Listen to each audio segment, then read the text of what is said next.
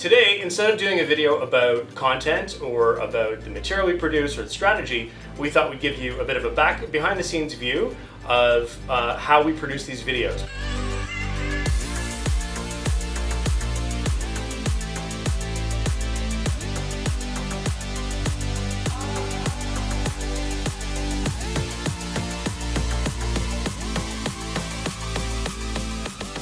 We produce these once a week. Yeah. And we've been doing now for about 3 months. We have, yeah. And we put a very minimal amount of time into this.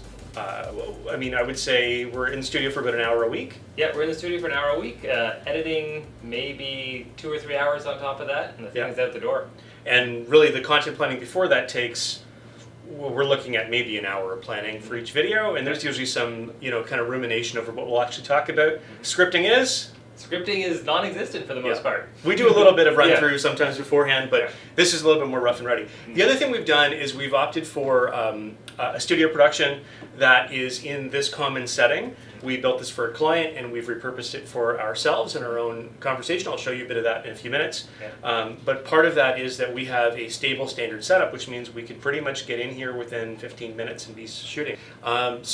With that in mind, should we zoom out and take a little look? Andrew's going to get up out of frame. He's going to zoom out with this camera right here, and we're going to start showing you a little bit about how we've lit this, how we're capturing the audio. One difference today is we are using a shotgun mic on one of the cameras instead of lav mics because we need to move around today. Typically we shoot with lav mics. That works pretty well most of the time. And although we're in a studio setting, as you're about to see, all of this is very flexible and can be taken out into the field at any given time. And I think another key point is it doesn't cost a lot, right? No. You were saying we spent the equivalent of a small car, basically, which isn't chump change. A used Toyota, not a new Toyota. So I guess before we jump out, let's talk about a couple of things here. We've got 3 cameras. We've got our main camera with the 2-shot on it, 1 camera on me, and 1 camera on Andrew. We can do 2 or 3 people fairly comfortably, depending on how we set this space up. We've got 1 main light overhead. We've gone with fairly dramatic lighting that is filled in by the bounce off of the white table, as well as another light down there. And then we've got 2 kind of hair lights back here doing some fill. All right, so with that in mind, why don't you go? Tour time. Tour time. Andrew's got the camera now, and we are sitting at the main table here.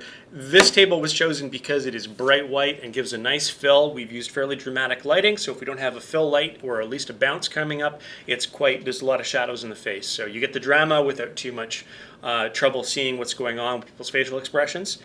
So we've now moved the camera over behind the studio in a different direction, just to give you a sense of the setup. Table, a center camera, 2 side cameras. And of course our overhead light is hung off of this balanced light support here. If you zoom up, if you angle up, you'll see our main overhead light. So we've gone with a fairly bright LED light. It does have shutters on it, but it has a lot of spill and a nice even feel. It's kind of like having a big softbox immediately overhead. And then if you zoom all the way over here, you'll see our one of our fill lights. And these are actually fairly bright as well, and they give us a fair bit of flexibility. So this is a 2-person setup we have, and we can change the angle of this camera to rotate it a little bit to accommodate 3. We could even accommodate 4. Very simple setup. We just have a laptop plugged into the background camera, the background television. From the camera setup, we have the Sony cameras that have a 4K capability. We actually don't even use them in 4K. That produces really large files. We often don't need that level of resolution for internet video, but if we ever were in the field and want to shoot something very high res, or be able to crop dramatically, or alternately shoot something in slow motion, that gives us a lot of flexibility for tremendous detail. A whole trick here is to set up this space so we could economically produce video very quickly and effectively at a low cost. So we don't spend a whole lot of time on it, and that's why we use a very stable setup. I'd love to be able to walk around the office and talk to the camera like this, but it's not practical. We've got an entire office of people working and having meetings and talking to clients and people coming through. That's not reasonable. With that in mind, that's our behind the scenes tour of our photo studio and how we produce these videos with very little time every single week at a very low overhead. You know, we've made the investment in good, simple equipment to work with, and we have a stable setup to produce the video with.